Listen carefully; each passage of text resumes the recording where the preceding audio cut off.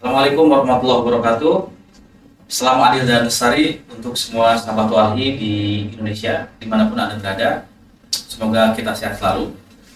Hari ini Walhi mulai menyelenggarakan satu diskusi ya dengan topik tokoh agama bicara lingkungan hidup dan keadilan ekologis. Nah, ini dilakukan di momentum ulang tahun Walhi ke-42. Jadi Walhi usianya 42 tahun. Ya, dan kita tahu semua ya, Walhi dilahirkan dulu pada tahun 1980 saat orang semua belum bicara lingkungan hidup, orang semua belum bicara isu krisis iklim di Indonesia maksudnya, tapi tentu kalau di internasional orang sudah ramai. Nah, saya mau meng-highlight 3 hal atau 4 hal mungkin ya, konteks kenapa waktu itu Walhi dilahirkan. Satu, tentu ada momentum besar tahun 70 itu ada konferensi lingkungan hidup pertama di dunia ya, yang diselenggarakan di kota Stockholm di Swedia. Nah, 72 tepatnya. Lalu kemudian tahun-tahun yang sama itu berkembang satu filsafat lingkungan yang sering disebut namanya itu deep ecology, satu filsafat, aliran filsafat yang sekarang punya pengikut yang sangat banyak di dunia. Ya, salah satu pemikiran itu tentang ekosentrisme, bahwa kehidupan itu berpusat pada semua spesies gitu ya. Dan yang ketiga, pada waktu itu ada 2 buku besar yang sangat berpengaruh di dunia internasional. Satu buku di Silent Spring yang ditulis oleh seorang ahli biologi kelautan dari Amerika, namanya Rachel Carson ya, atau Carson. Yang kedua ada buku yang ditulis oleh seorang sufi, Pak Farid, namanya Syed Hussein Nasr. Nah, dia tulis buku tahun 68 judulnya Man and Nature. Nah, di Indonesia sendiri sebetulnya tahun 80 itu atau Saung di negara ketiga ya, dunia ketiga itu sedang berada pada puncak keberingasan ideologi developmentalisme atau pembangunanisme. Jadi hutan-hutan dibabat, laut-laut dicemari. Nah, jadi Walhi itu lahir dalam situasi seperti itu ya. Jadi ada 4 hal kira-kira yang menjadi konteks besar. Nah, hari ini kenapa Walhi kemudian mengadakan satu podcast ya, menyelenggarakan satu podcast dengan topik tokoh agama bicara lingkungan dan keadilan iklim. Karena agama ini punya satu kekuatan besar atau beberapa sebetulnya. Ya, satu punya nilai yang sejalan dengan visi ekologis. Nah, ini banyak disebut oleh Pak Sarjana begitu. Di antaranya Gary Kandar misalnya, seorang sarjana di Amerika. Yang kedua, selain punya nilai yang sejalan dengan visi ekologis, agama itu juga punya jumlah pengikut yang sangat banyak. Jadi kalau kita lihat data-data statistik itu, orang yang tidak beragama itu sedikit sekali, sementara orang yang beragama sangat banyak. Dan yang ketiga, agama itu dianggap punya sumber daya material yang sangat melimpah, dari zakat, infak, sedekah, dalam Islam gitu. Nah, 3 kekuatan ini sebetulnya menurut saya penting untuk dijadikan satu kekuatan dalam mendorong satu pemulihan ya, atau melawan kerusakan. Nah, sudah hadir di depan kita, beliau adalah salah satu imam besar Istiqlal ya. Imam besar hanya satu. Oh ya, salah satu imam ya di Masjid Istiqlal ya, masjid yang jadi kebanggaan umat Islam di Indonesia. Lalu juga beliau adalah dosen di Universitas Islam Internasional di Depok. Sebelumnya beliau pernah menjadi tim atau menjadi pengajar di Universitas Waikato di New Zealand. Dan selain itu hari ini beliau juga seorang dewan pakar di Pusat Studi Quran. Jadi banyak sekali amanah atau kepercayaan yang diberikan kepada Pak Farid Seenong namanya. Saya sendiri sering dengar namanya dan baca tulisan-tulisannya. Jadi ini satu kebahagiaan bisa bertemu langsung ya. Jadi kalau saya Faridnya pakai P, beliau pakai F. Saya orang Sunda, beliau orang Bugis ya, gitu. Jadi ini mewakili kekayaan budaya di Indonesia. Nah, baik Pak Farid, selamat siang. Assalamualaikum warahmatullahi wabarakatuh. Waalaikumsalam. Apa kabar Pak? Baik, alhamdulillah. Sehat ya semuanya. Alhamdulillah, insya Allah. Pak Farid, kita akan diskusi mengenai beberapa topik ya, yang sangat penting saya kira dilihat dari perspektif tokoh agama. Nah, yang pertama, pertanyaan yang mungkin ini pertanyaan pengantar atau pertanyaan semacam perkenalan. Walhi sudah berulang tahun ke-42. Jadi tadi disinggung dilahirkan pada tahun 80. Nah, sejauh yang Pak Farid tahu bagaimana kesan Pak Farid terhadap kerja-kerja Walhi selama ini menyelamatkan lingkungan hidup, misalnya gitu ya, membangun kesadaran di masyarakat, kemudian menempuh jalur hukum. Iya, dengan Walhi tentu sudah lama ya, sejak kuliah di Ciputat. Walhi sebagaimana LSM lainnya adalah satu dari sekian LSM yang memang menjadi pionir. Sering kita nyebutnya bagian dari kelas menengah yang kuat. Ya, ya meski kita tahu LSM itu memang semakin banyak muncul dan istilahnya hanya berputar di lingkaran itu aja, tinggal kemudian misalnya salah LBH dari orang-orang yang belum berkecimpung di LBH ini akan membentuk LSM baru ya.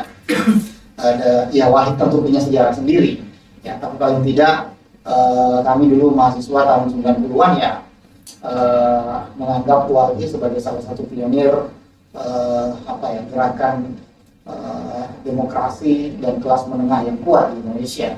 Hingga kemudian diskusi-diskusi yang entah diadakan di Walhi sendiri atau diadakan di tempat lain dengan support dari Walhi ya, sesuatu yang kami dulu mahasiswa memang sering kejar.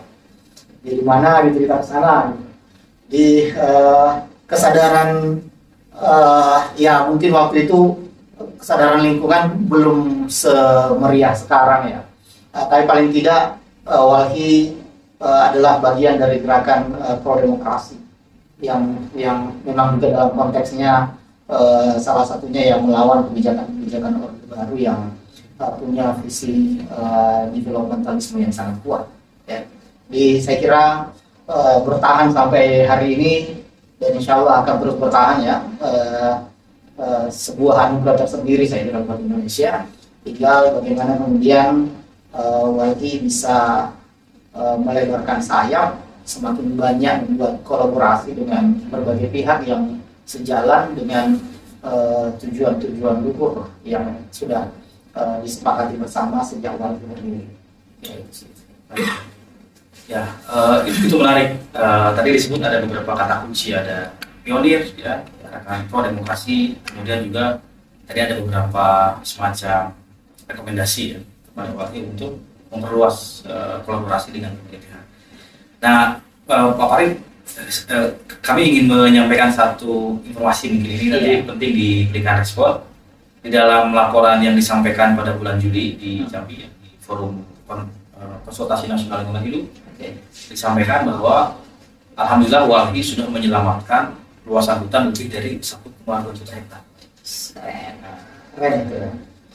Dan saya kira ini satu hal yang sangat penting disampaikan kepada publik luas ya, bahwa penyelamatan kekayaan alam itu memang jadi penting, jadi salah satu jadi agenda besar bersama. Ya. Tadi Pak Farid menyebut bahwa Walhi adalah pionir ya di Indonesia. Ya. Dengan capaian itu apa yang perlu didorong lagi ke depan dalam rangka menyelamatkan kekayaan alam? Iya, saya kira untuk berbicara tentang ya biasa LSM juga kan bicara support funding dan sebagainya. Tapi itu sesuatu yang bisa diselesaikan sejak awal saya. Nah, tinggal bagaimana memaksimalkan semangat itu ditularkan sedemikian rupa ke kelompok-kelompok masyarakat yang memang ya biasanya sih memang bergerak untuk teman-teman yang jadi korban di berbagai tempat di Indonesia ya.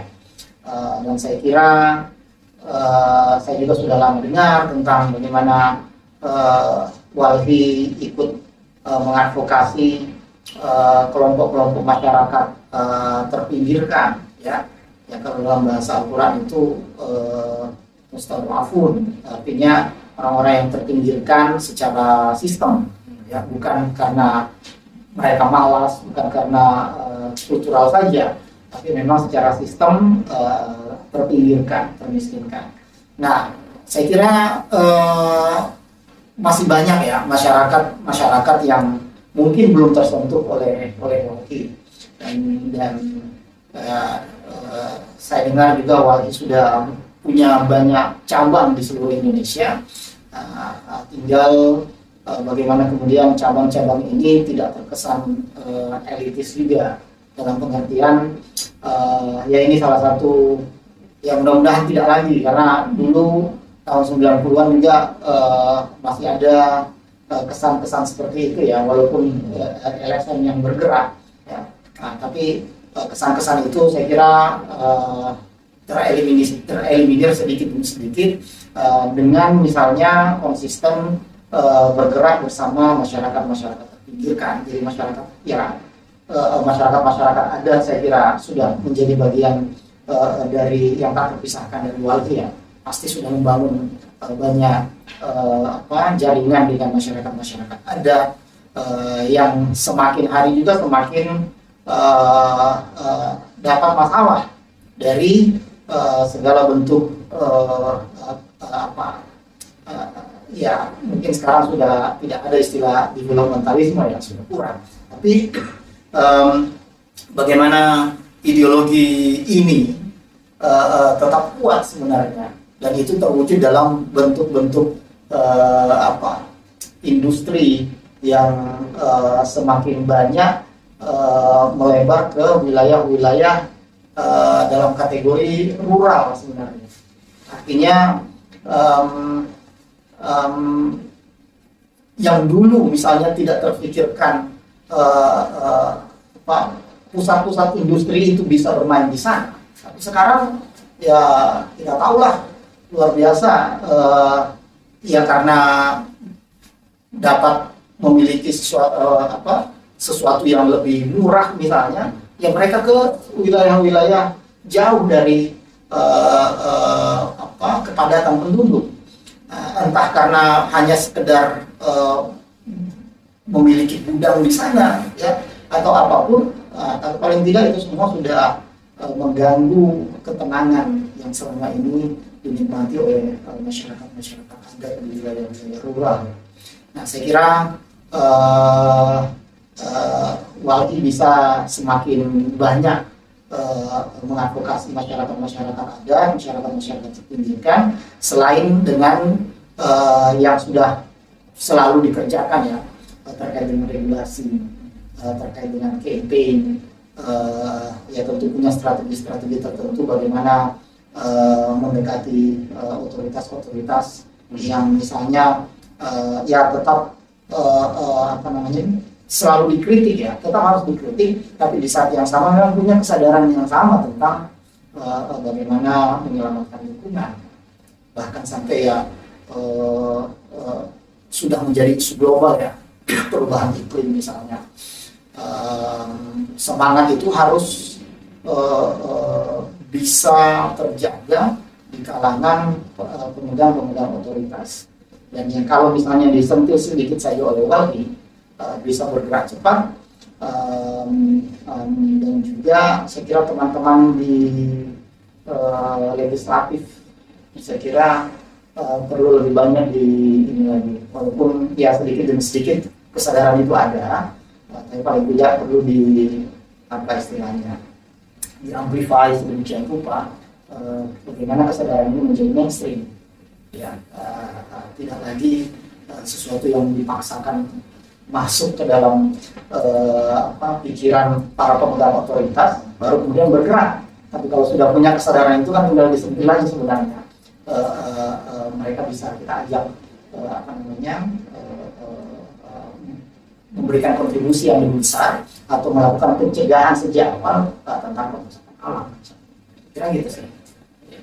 Baik, Pak Farid, di dalam Walhi itu ada satu nilai yang saya kira penting ini didiskusikan di dalam narasi keagamaan. Ya, kalau mungkin dari nama itu dia tidak menggunakan bahasa agama, itu saya kira ini inline atau relevan. Nah, ada satu nilai yang disebut di dalam statuta Walhi itu soal keadilan antar generasi. Oke. Nah, ini bagaimana sebetulnya soal keadilan antar generasi ini dalam pandangan Islam?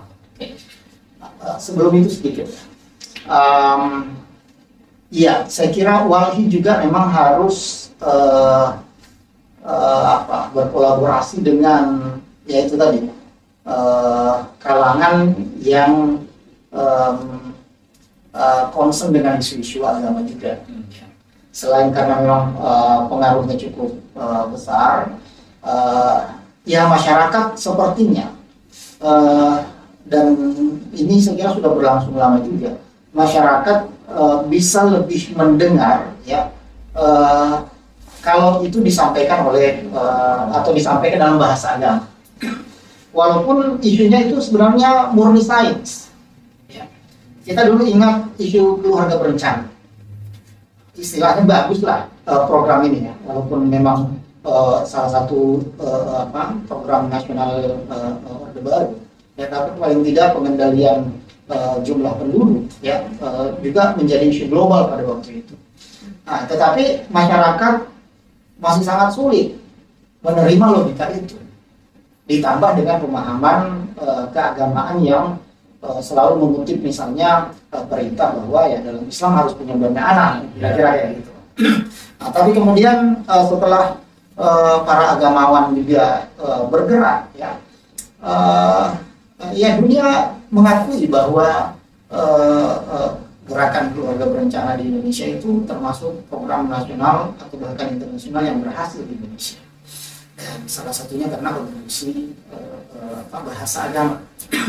Nah, lingkungan pun ya tentu tidak menjamin 100%, tapi lingkungan pun saya kira demikian ya, karena ada banyak kesalahan-kesalahan dalam memahami teks-teks agama yang seharusnya kemudian bisa dijelaskan dengan baik oleh tokoh-tokoh agama. Jadi misalnya begini, termasuk tentang keadilan antar generasi istilahnya. Al-Quran misalnya memang banyak bercerita tentang bahwa alam ini ditundukkan untuk manusia. Ya, dalam bahasa Al-Quran namanya taskhir. Ya, entah dengan menggunakan kata kerjanya sakhorah atau yusakhiru atau kata bendanya jarangnya taskhir dalam hal ini. Itu secara tekstual berarti penundukan. Jadi Allah tundukkan alam ini untuk manusia, ya, atau alam ini ditundukkan untuk manusia. Di situ secara konvensional ulama memahami ya alam ini untuk manusia, ya. Nah, inilah yang mempengaruhi, salah satunya yang sering dibicarakan oleh ulama juga, bahwa segala hal yang ada di dunia ini, ya, sentrumnya adalah manusia, ya. Nah, dan saya kira ini perlu diperbaiki, ya, dengan pemahaman bahwasanya ya yang ada di alam semesta ini bukan hanya manusia, ya, minimal ada makhluk lain, ya, minimal alam yang kita tempati ini, ya. Nah, jadi penundukan itu kemudian lebih banyak dipahami sebagai eksploitasi. Dalam pengertian bahwa ya terserah manusia mau diapain ini alam, pokoknya untuk pemanfaatannya bagi manusia, masuk dalam konteks taskhir tadi. Nah, tapi itu yang konvensional. Nah, ini yang perlu kita berikan lebih banyak pencerahan bahwa taskhir itu tidak eksploitatif, ya. Dia mungkin saja eksplorasi, ya, jadi mengeksplor apa yang bumi ini punya, ya, termasuk apa saja yang ada di isi perut bumi ini, ya. Tapi beda kalau kita sebut sebagai turunan dari taskhir itu dengan eksploitasi, ya kan? Nah, saya belum menemukan istilah yang pas selain eksplorasi. Artinya kita membutuhkan kata atau konsep yang menginginkan bahwa bumi ini tetap dimanfaatkan untuk manusia, untuk alam, tetapi ya tadi salah satunya ada visi keadilan antar generasi. Maksudnya ya bumi ini bukan hanya untuk kita manusia yang hidup saat ini, ya, juga untuk generasi-generasi berikutnya yang kita tidak tahu masih 10.000 tahun lagi, 1 juta tahun lagi, jutaan tahun lagi, kita nggak tahu. Yang kalau bumi ini kita eksploitasi untuk generasi sekarang saja, berarti kita tidak adil dengan generasi-generasi berikutnya nanti. Begitupun juga kita harus berpikir kembali ke belakang bahwa generasi-generasi sebelum kita, ya mungkin juga tidak berpikir seperti ini, sehingga kemudian yang kita dapatkan hari ini adalah sisa-sisa hasil eksploitasi manusia di masa lalu. Ya. Kalau di abad ke-7 saja, ya, Al-Quran sudah bicara bahwa zaharal fasadu fil barri wal bahr. Dunia ini sudah mengalami kerusakan. Itu abad ke-7. Ya. Artinya dengan teknologi yang terbatas sebelum abad ke-7 misalnya, ya bumi ini sudah dieksploitasi sedemikian rupa. Nah, bagaimana kemudian Islam atau agama bisa punya suara atau pemahaman yang belum menjadi mainstream saat ini, bahwa alam raya ini ya bukan untuk hanya kita yang hidup hari ini. Itu masih sulit kita cari dasar pemikiran seperti itu. Karena konsep tazkir yang konvensional tadi, kita hanya berpikir ya Allah menciptakan dunia ini untuk manusia. Nah, itu kita perlu perbaiki sedikit demi sedikit. Karenanya kita pernah diskusi sebelumnya bahwa ya termasuk maqasid syariah yang selalu kita ulang-ulang itu, titik sentralnya adalah kemaslahatan manusia, kan? Ya, hanya manusia maksud saya. Kita belum bicara apakah kemaslahatan itu juga untuk alam semesta. Ya. Nah, ya tentu manusia berkembang, teknologi berkembang. Ya mungkin misalnya Walhi belum mikirin gimana nih menyelamatkan lingkungan di Mars sana misalnya, setelah ada rencana migrasi manusia ke sana misalnya. Apakah ya perlu ada, saya kira yang bekerja di sana juga mikirin supaya kerusakan alam semesta itu ya apa istilahnya ya, kerusakan kan niscaya terjadi. Ya, kita hanya mungkin memperlambat kerusakan ini di titik yang maksimal. Nah, untuk mungkin belum bisa berkata mencegah kerusakan-kerusakan itu. Jadi eksploitasi yang dilakukan oleh manusia ini dengan berbagai teknologinya pasti mengakibatkan kerusakan. Tinggal bagaimana kesadaran pengembangan teknologi ini bisa kita sinkronkan dengan semangat menyelamatkan alam semesta ini untuk generasi-generasi berikutnya. Jadi semangat untuk keadilan bagi generasi berikutnya adalah minimal kita menghirup udara yang segar hari ini. Generasi nanti 5 generasi, 7 generasi berikutnya juga masih bisa menghirup udara yang sama, ya, udara dengan kualitas yang sama. Kadang-kadang juga kita berpikir dulu waktu di New Zealand, ya New Zealand itu terkenal dengan udaranya yang baik, ya, udara yang bersih, atau Kanada gitu. Kita dulu waktu tahu Cina mengalami kualitas udara yang sangat buruk, dan kemudian oksigen di New Zealand itu dikalengkan, ya, kemudian dikirim ke sana dengan harga ada yang $21 gitu. Itu kan miris sebenarnya kita mikir. Dan Indonesia bisa saja mengalami situasi kayak itu kalau kita tidak berpikir lebih cepat untuk mengantisipasi ini. Nah, artinya generasi sekarang di Cina ketika terjadi kualitas udara yang sangat buruk itu sudah mendapatkan ketidakadilan dari generasi-generasi sebelumnya. Nah, menurut saya secara teori, ya, secara normatif, agama itu sudah jauh lebih maju dari zamannya. Maksudnya semangat untuk menyelamatkan lingkungan itu sudah ada dalam teks-teks Al-Quran ataupun hadis ataupun ajaran-ajaran agama yang lain. Ya, misalnya kalau saya boleh angkat satu contoh, dalam suasana tidak normal sekalipun seperti perang, ya, seperti perang. Salah satu etika perang, sekiranya perang itu harus terjadi, adalah ya tidak menebang pohon seenaknya. Sementara kalau kita pikir perang itu ya penghancuran kan, apalagi dengan bom segala macam, itu titiknya yang mau dikejar, apa yang jadi target di sana, tapi lingkungan di sekitarnya pasti rusak. Nah itu Nabi sendiri sudah berkata sejak dulu ya, mencabut atau menebang pohon tetap tidak boleh dilakukan dalam perang sekalipun, apalagi dalam keadaan normal. Maksud saya yang sekecil itu pun maksud saya diperhatikan gitu loh. Dan itu tinggal kita mengeksplorasi, bukan, jangan sampai masuk ke masalah eksploitasi tadi. Kita bisa describe, jelaskan sedemikian rupa bahwa yang kecil aja diperhatikan, bagaimana yang besar. Walaupun ya tentu Al-Quran tidak bicara tentang perubahan iklim, ya bukan waktunya, dan istilah itu memang belum ada juga pada Al-Quran. Yang bicara tentang kerusakan yang ada di bumi ini, ya kan? Nah, kerusakannya apa?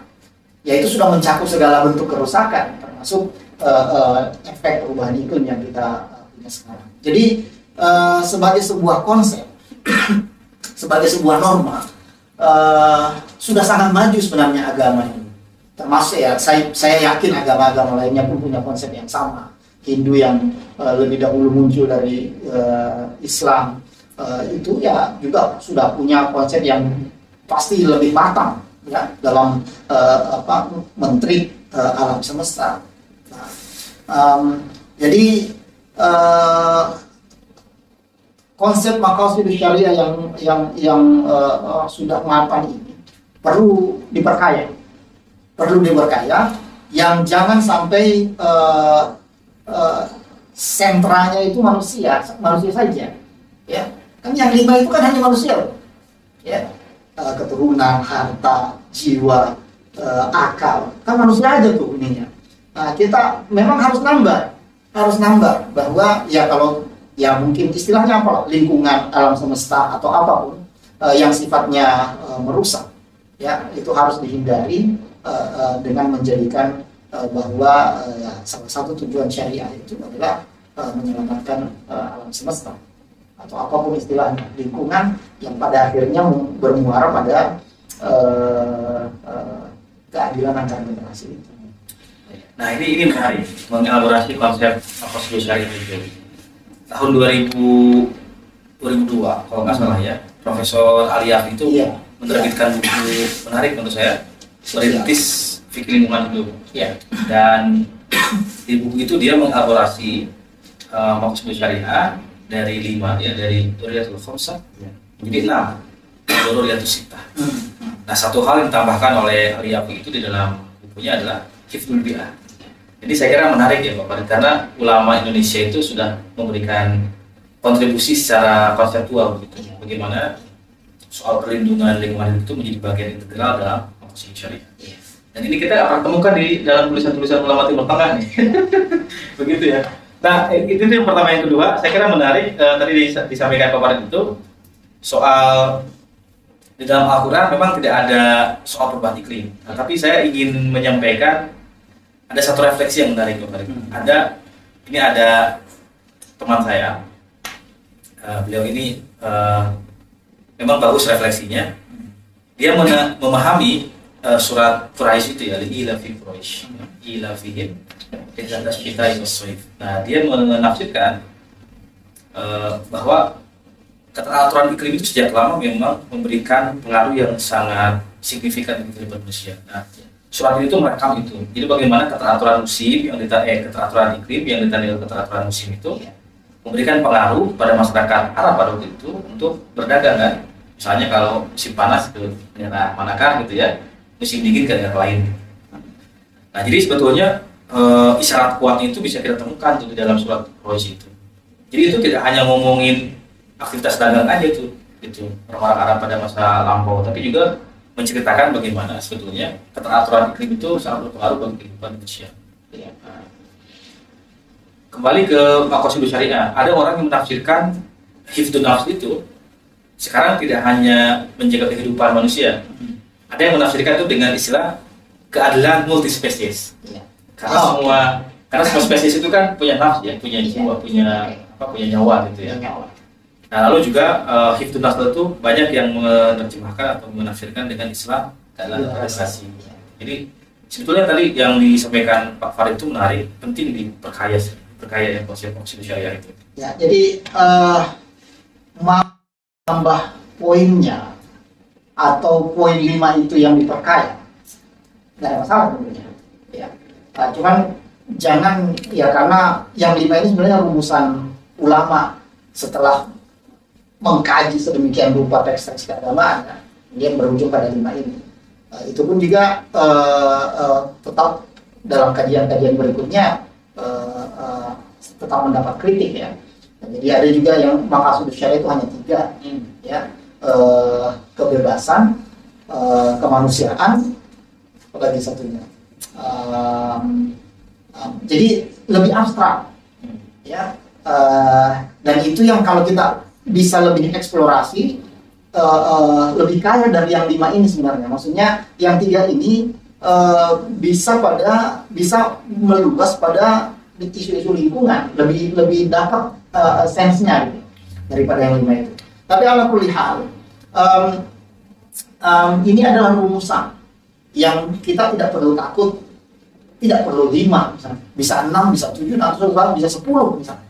Kalau memang itu kita anggap sejajar dengan poin-poin lainnya, kita bikin poin baru. Kalau misalnya belum terwakili di 5 poin itu, ya jadi termasuk yang tadi di surat Quraisy itu ya, bisa saja kita tarik sedemikian rupa ya, dengan tujuan ingin membangun cara berpikir yang mengajak kita sadar lingkungan, ya perubahan iklim misalnya, itu bisa saja. Karena Al-Quran ya banyak bicara tentang awan, tentang macam-macam yang kemudian bisa dipahami secara saintifik. Ya. Nah, jadi saya ingin berkata begini, kita tidak perlu khawatir dengan poin-poin yang sudah mapan dalam sejarah, termasuk maqasid syariah. Mari kita tambah kalau memang ini kurang, ya, dan tidak perlu hanya 1. Ya, saya juga belum bisa mikirin selain isu lingkungan, ya, apalagi yang kira-kira substansial kita pikirkan selain manusia dan alam semesta. Saya nggak tahu misalnya apa kita nanti berpikir tentang makhluk yang di luar alam kita ini, saya nggak tahu lah. Tapi mungkin kita belum sampai ke sana. Jadi tidak menutup pintu untuk mengembangkan maqasid syariah dari berbagai versinya. Ya, tidak menutup pintu, tinggal kita eksplorasi sebaik mungkin saja. Dan ya tadi menarik untuk ya fiqhul bi'ah, ya, kita nyebutnya lebih banyak fikih tentang lingkungan, ya. Dan kita bersyukur semakin banyak kelompok-kelompok masyarakat yang bergerak di arah ini, ya. Jadi memang belum sekaya yang menurut saya belum sekaya yang kita harapkan, bahwa teks-teks ini bisa bisa disitir sedemikian rupa bahwa banyak kesadaran lingkungan yang sudah ada atau sudah hadir di dalam teks-teks ini. Ya, betapapun kita kalau bicara umat Islam ya selalu kembali ke teks umumnya, walaupun juga yang sebenarnya jangan maksain juga harus ada di teks baru kita bergerak, gitu. Ya, kita kadung bahwa kita ini cari dalil dulu baru bergerak, sesuatu yang harus kita kritik juga sebenarnya. Tidak semua butuh dalil untuk melakukan sebuah kebaikan misalnya, apalagi yang sifatnya global. Nah, jadi yang hanya mengikuti logika sebelumnya bahwa ada teks, ada dalil yang harus kita pegang sedemikian rupa, baru kemudian bisa memberi kesadaran. Ya. Nah, jadi saya kira akan menjadi sangat bagus, ya, kalau semangat ini bisa kita share ke sebanyak mungkin orang dengan strategi-strategi terbaik, termasuk dengan menggunakan bahasa-bahasa agama. Ya, itu akan ya dalam banyak hal, setuju tidak setuju, ya, dapat diterima masyarakat secara umum. Apalagi kalau disampaikan, apalagi kalau kesadaran itu sudah dimiliki oleh orang public figure yang memang dalam ceramah sejam misalnya ya sudah bisa viral dan kemudian bisa mempengaruhi orang banyak, itu luar biasa pengaruhnya tuh. Menarik ya, memang ke depan penting kita untuk terus melibatkan kawan-kawan sebanyak-banyaknya untuk isu lingkungan. Nah, Pak Farid, saya punya 2 pertanyaan lagi. Jadi mudah-mudahan ini satu soal tadi kerusakan itu, kerusakan yang disinggung Pak Farid. Hari ini kan kita lihat manifestasinya kerusakan alam itu bisa kita lihat dampaknya dalam bencana, ya. Bencana, misalnya bencana ekologis. Kalau kami di Walhi menyebutnya bukan bencana alam, tapi bencana ekologis. Kenapa? Karena ini ada hubungannya dengan manusia, dengan aktivitas industri misalnya. Nah, misalnya banjir, longsor ya. Belakangan kita nonton satu video yang viral. Ada mahasiswi IPB yang naik motor terseret banjir ya. Tapi tiba-tiba ditemukan di sekian kilo dari di Sungai Cisadane itu.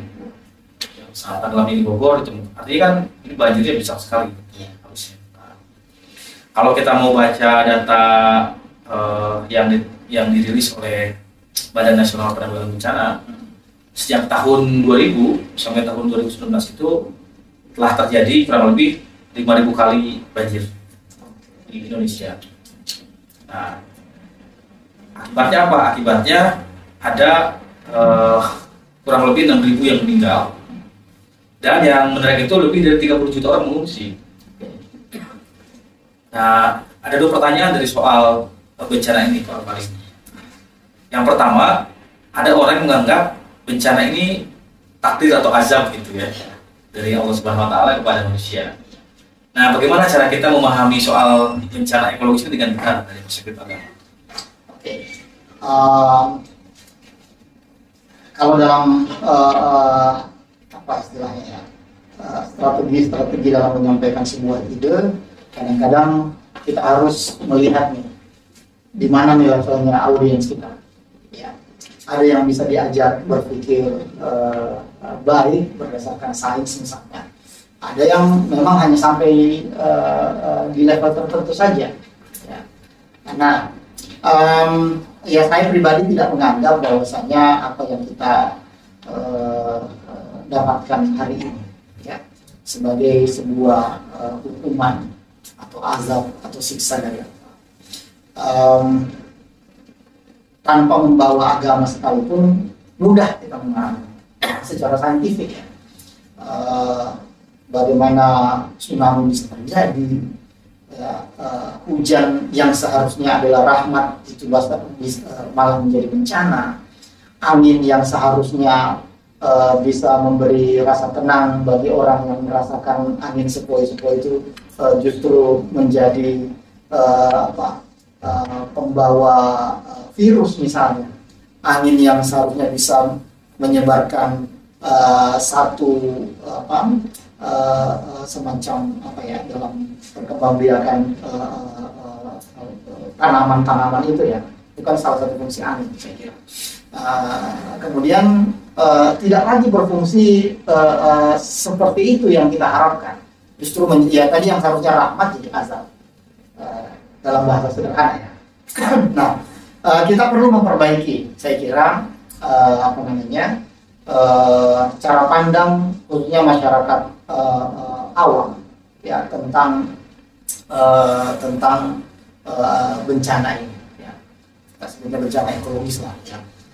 Bahwasanya ya Al-Quran pun sendiri jelas menyebutkan ini karena bima kasabat aydinas, karena ulah tangan-tangan manusia ya. Nah, jadi ya sekaligus mengajak tokoh-tokoh agama untuk tidak lagi memberikan cara pandang yang tidak tepat dalam melihat kekacauan ini. Ya. Betul ada takdir, ya itu pun juga kita harus pahami bahwa dia disebut takdir kalau sudah kejadian. Kalau belum kejadian belum takdir namanya. Jadi kemudian kita ada potensi untuk menjadi lebih baik atau mengurangi efek kerusakan yang bisa ditimbulkan dari sebuah bencana. Nah, ya kita sama-sama mengajak lah, ya, termasuk tokoh-tokoh agama yang didengar banyak orang ini bisa saling sharing pengetahuan juga, bahwasanya ya tidak semuanya juga bisa dikuasai oleh agamawan, ya. Sederhana kayak kemarin masalah COVID-19, ya. Kalau tidak dijelaskan dalam bahasa agama, susah juga masyarakat bisa memahami bahwa kita itu di level tertentu kemarin itu dicegah ke masjid untuk sementara waktu. Sementara masyarakat memahami ya kalau masuk masjid aman, kira-kira kayak gitu. Nah, tokoh agama pun juga tidak lepas dari masalah ini. Artinya tokoh agama yang tidak sempat tercerahkan juga bahwasanya masjid, tempat-tempat ibadah atau tempat-tempat berkunjung itu potensial menjadi pengantar virus, ya. Kalau itu sudah dipahami oleh kalangan agamawan, ya, mereka kemudian bisa membantu masyarakat memahami persoalan ini menjadi lebih baik. Jadi bukan justru membiarkan misalnya ini kita dilarang beribadah, misalnya. Kan beda keadaan. Bahkan saya kira ini salah satu produk pemikiran yang paling maju dan belum ada sejarahnya dalam sejarah ijtihad. Maksud saya sholat jamaah distancing itu belum ada sejarahnya dalam bentuk kekacauan apapun di masa lalu.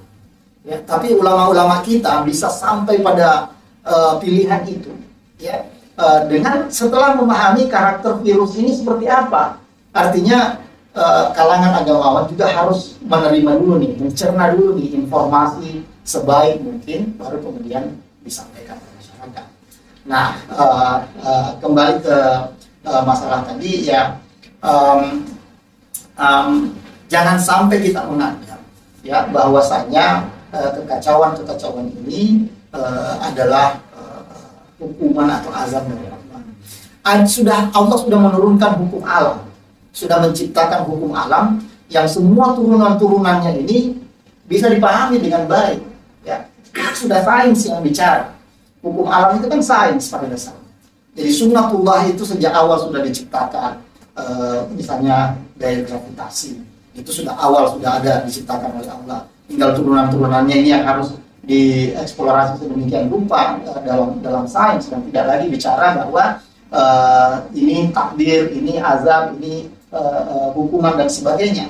Ya, jadi mulai dari banjir, mulai dari tsunami, gempa bumi dan sebagainya, ini kan bisa dijelaskan secara mudah sebenarnya dalam sains. Tinggal ya kita tahulah masyarakat juga punya level pendidikan serta pemikiran yang tidak seragam. Ya, ada saja cara-cara untuk memberitahu masyarakat bahwa ini adalah di samping kerusakan yang memang hasil dari perbuatan manusia, ya. Kita harus jaga. Jangan sampai kemudian kita menyalahkan pihak lain. Sementara yang berbuat salah itu ya kita sendiri, manusia secara umum, ya. Nah, jadinya saya kira di kesempatan ini saya ingin ngajak sebenarnya kita semua, khususnya tokoh-tokoh agama, tidak lagi memberikan cara pandang yang tidak tepat dalam melihat kekacauan alam atau bencana ekologis istilah kita yang ada saat ini.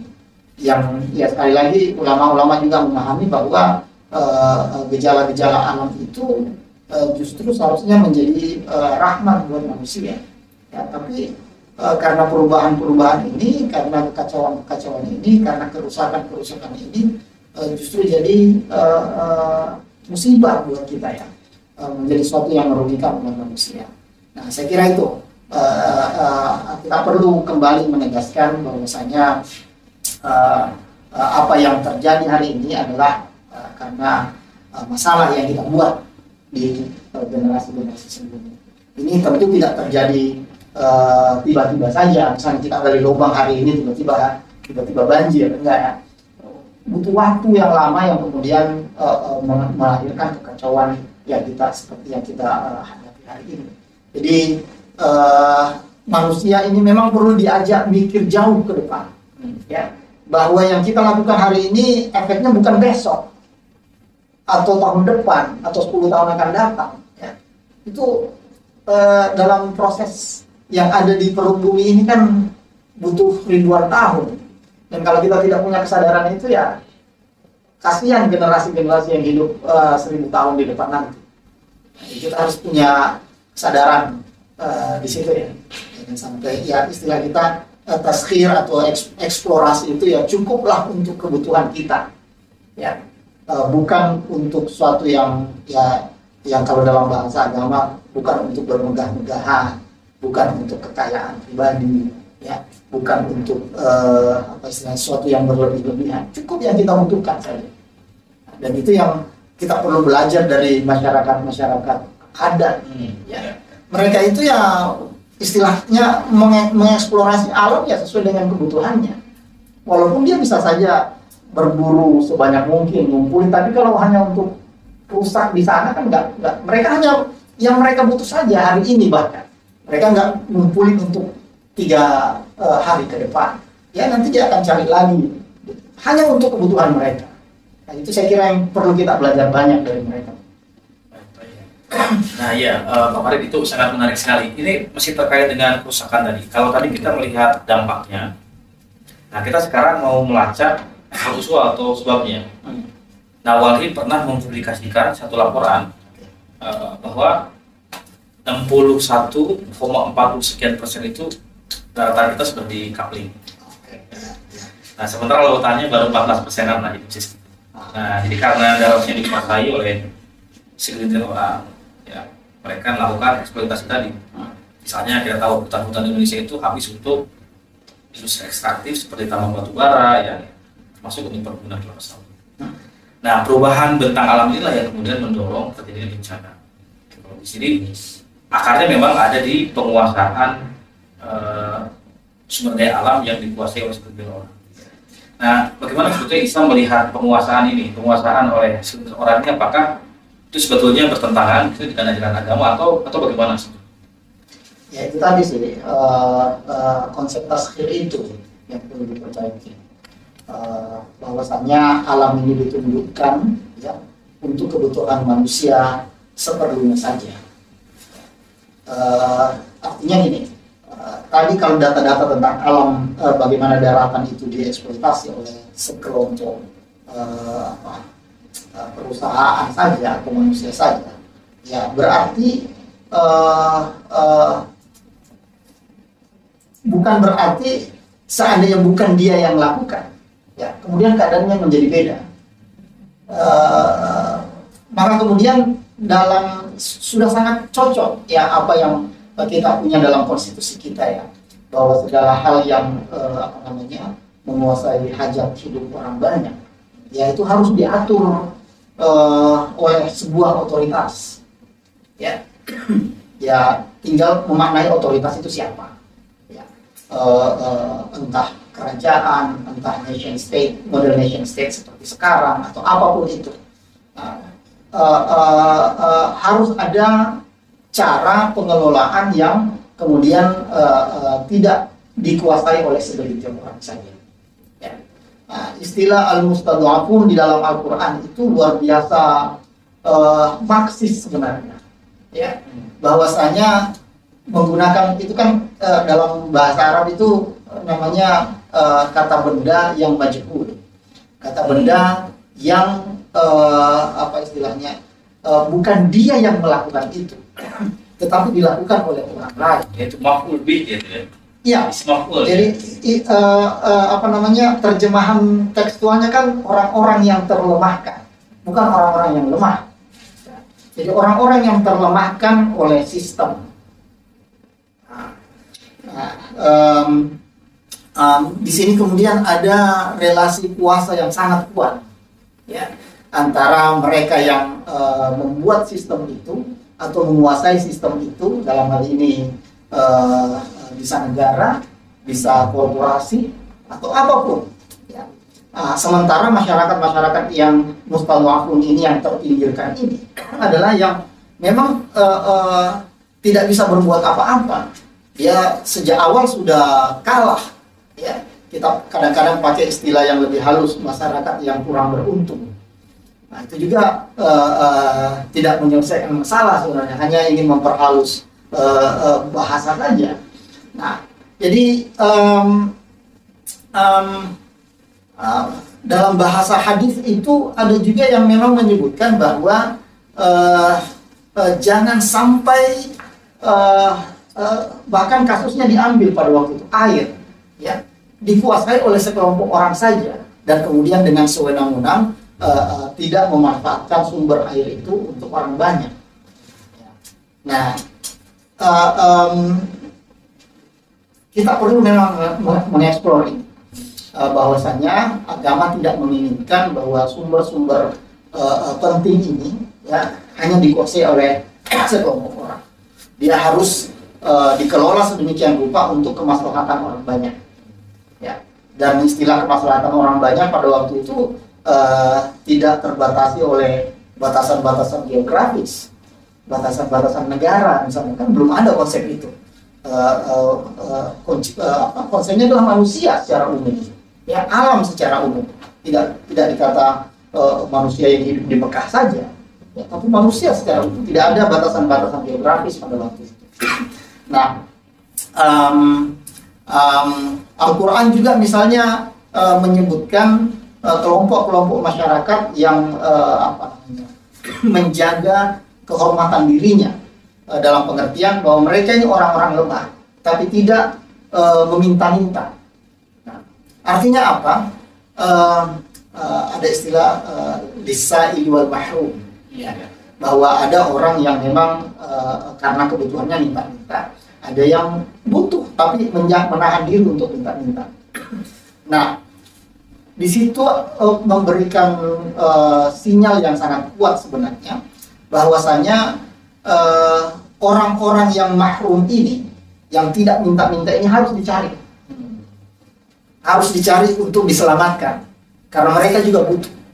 Nah, kita bisa maksain nih, ya, kita bisa gunakan kata maksain, ya, karena memang secara teknis disebutkan, ya, mereka ini termasuk orang-orang yang belum bisa kita pikirkan hari ini butuh, gitu. Termasuk generasi-generasi yang datang kemudian nanti, ya. Jadi ya, yang saya sebut tadi bahwa konsep sebagai teori agama sebenarnya sudah sangat maju. Ini tinggal bagaimana konsep-konsep ini bisa diperkaya lagi dengan semangat-semangat baru tentang bukan semangat baru sebenarnya, semangat lama tentang cinta lingkungan, tapi dengan isu-isu yang mungkin lebih global sekarang, termasuk perubahan iklim, ya, macam-macam lah. Jadi agama ini, sekali lagi, semua agama, ya, sudah punya konsep yang sangat baik tentang alam semesta, tentang lingkungan. Tinggal kita memang mengangkat isu-isu ini ke tingkat yang lebih masif di masyarakat akar rumput, ya, supaya ya sama-sama lah kita nih semua nih, ya, aktivis lingkungan, termasuk wali atau siapapun, ya, sama-sama bergerak, ya, dengan kapasitas yang kita punya masing-masing untuk memberikan pemahaman-pemahaman yang lebih baik pada masyarakat tentang alam semesta. Tapi sekali lagi, ya, mereka ini, masyarakat ini sebenarnya adalah korban. Yang memang lebih perlu diperhatikan adalah mereka-mereka yang punya otoritas, punya kekuasaan untuk entah merusak sendiri atau memberikan kesempatan pada orang lain untuk merusak. Nah, itu juga jangan ditinggalkan, ya, karena sumber masalahnya sebenarnya di mereka. Masyarakat itu hanya diperbaiki cara pandangnya, ya. Dan kemudian sedari awal juga sudah punya kesadaran itu. Jadi kita kemudian tidak mengorbankan yang sebenarnya adalah korban. Jadi saya kira itu sudah banyak menjadi visi yang dimiliki oleh aktivis-aktivis lingkungan. Bapak, nah ini menarik. Sebelum pertanyaan terakhir, ya, di dalam Al-Quran itu ada ayat yang menyebut kaila yakuna dulatan bainal akhaini. Nah, ini sangat sesuai dengan penjelasan Pak Farid ya, bahwa tidak boleh tuh kekayaan itu berputar-putar di antara orang itu saja gitu. Di antara orang kaya, di antara. Nah, menurut kami di Wali ini sebetulnya ini ayat anti oligarki. Sangat kuat itu pesannya. Iya. Jadi nggak boleh kekayaan alam itu dikuasai segelintir orang. Tapi tadi faktanya terjadi dan itu menyebabkan atau mengakibatkan bencana ekologi. Nah, Pak Farid, pertanyaan terakhir sebelum kita tutup, kita dari tadi sudah diskusi banyak hal. Nah, bagaimana sebetulnya gini, karena di dalam Islam tuh ada satu konsep soal ayat itu kan ada dua ya, kauniyah dan ayat kauniyah. Nah, di kita itu orang lebih banyak terjebak pada ayat kauniyah. Tadi kata Pak Farid, cari dalil dulu nih, cari ayatnya dulu atau hadisnya dulu. Padahal ada ayat kauniyah ya, alam sebagai ayat juga yang harus diperhatikan. Nah, sebaiknya bagaimana kita itu memahami, berinteraksi, melindungi, mengelola alam sebagai ayat kauniyah itu. Ya inilah yang kita sebut bahwa masyarakat punya kelas-kelasnya juga. Ya. Untuk memahami ayat sebagai alam ini sebagai ayat-ayat kauniyah kan perlu penalaran yang tidak sederhana gitu. Yang masyarakat kita juga sebenarnya punya kearifan atau kecerdasan yang terekspresikan dengan caranya masing-masing, ya kan? Entah dalam bahasanya, entah di dalam pola hidupnya, ya itu bagian dari kearifan yang juga dimaksudkan untuk memahami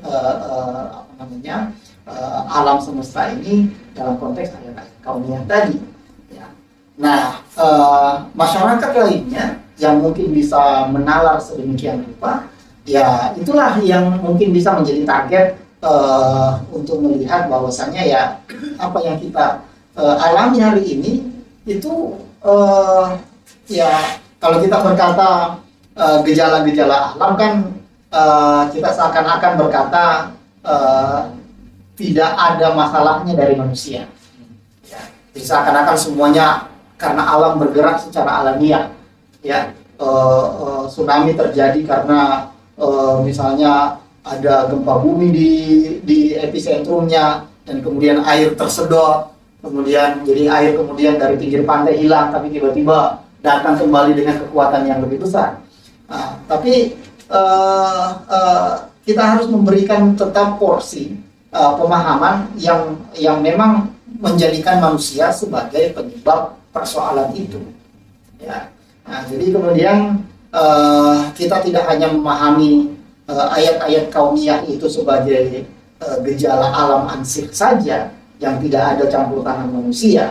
Ya, gejala-gejala alam ini, ayat-ayat kauniyah ini ya harus dipahami juga sebagai sebuah, saya belum tepat menyebutnya sebagai ekosistem alam raya yang bergerak dengan sendirinya gitu, tanpa ada campur tangan manusia. Nah, disinilah kita perlu memperbaiki cara pandang kita. Ya, kalau kita pakai bahasa yang konvensional ya pendidikan yang memang tetap harus ya kampanye dan sebagainya, itu bagian dari pendidikan yang kemudian juga dengan strategi-strategi tertentu bisa memberikan shock therapy dalam waktu yang singkat pada masyarakat, termasuk menggunakan bahasa-bahasa agama itu. Nah, jadi sangat tepat dan tidak akan keliru untuk bicara ayat-ayat kauniyah tentunya kepada masyarakat. Tapi ya masyarakat tidak bisa semuanya menalar itu, tidak bisa mencerna itu. Ya, yang salah adalah kalau mereka sudah sebenarnya ada di level orang-orang sekolah, tapi tidak bisa mencerna itu, ya itu yang repot. Itu yang repot.